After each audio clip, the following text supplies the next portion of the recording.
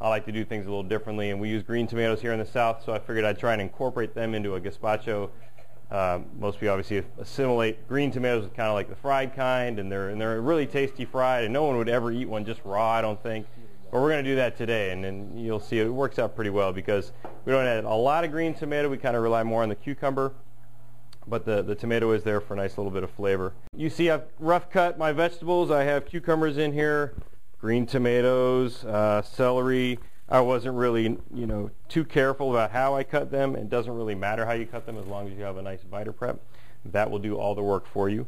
We also have the bell peppers in here. The only thing I couldn't fit in here was the zucchini, so I'm just going to add those to it. It's a very simple dish to make. It's low fat, as low fat gets, I guess. And it's super, super simple as long as, again, you have a workhorse like this. If you don't,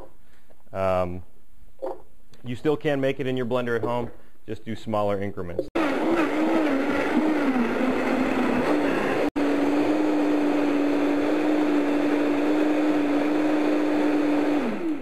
You'll notice it makes short order of everything we did, and we didn't really have to work that hard. All this stuff's going to get transferred into our bowl right here because we're going to have to add some olive oil to it to give it a little body.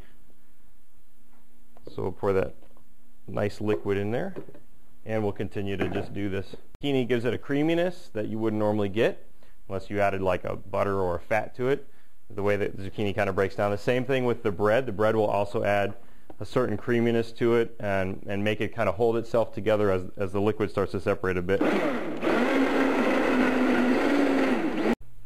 So we have all of our ingredients in here except for obviously the olive oil that we need to fold in here, and that gives it a little bit more body as well. We need to season it still with some salt, and we need to add a little bit of vinegar into it too to kind of wake it up. The vinegar helps to just kind of balance everything out.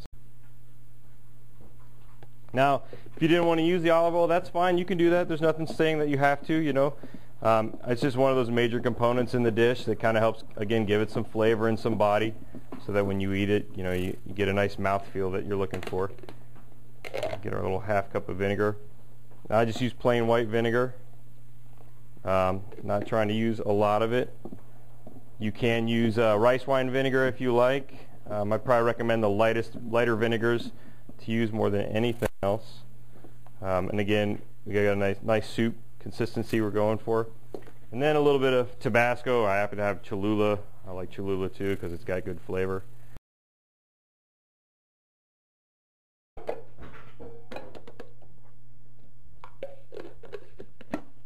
Nice big chunks of blue crab. Again, a little bit of chopped cilantro. Put that one out there. How you chop the cilantro, I'm trying to make it as easy as possible. It doesn't really matter just as long as it's rough chopped up. Got a little bell pepper, a little red bell pepper. It's nice and sweet. Slice those kind of small, and the reason I want to slice these small and do a fine dice on them is because I want just a little bit of bite to it. If they were big and chunky, you could do that too if you wanted it. You could get a little bit more flavor of the bell pepper out. I want to use it for color as well as a little character to the soup. We're obviously going to season it with a little bit of salt. Oh, we got pepper. That's fine. A little bit of fresh ground pepper. And then we'll toss it in. What we have is a little blood orange avocado oil. It's got a nice flavor. It's got a nice orangey kind of connotation to it. And then the avocado oil is a little bit richer than, like the olive oil that we have. It's got a little more body to it as well. So we're just going to take this, toss this all together, and then we'll serve it up.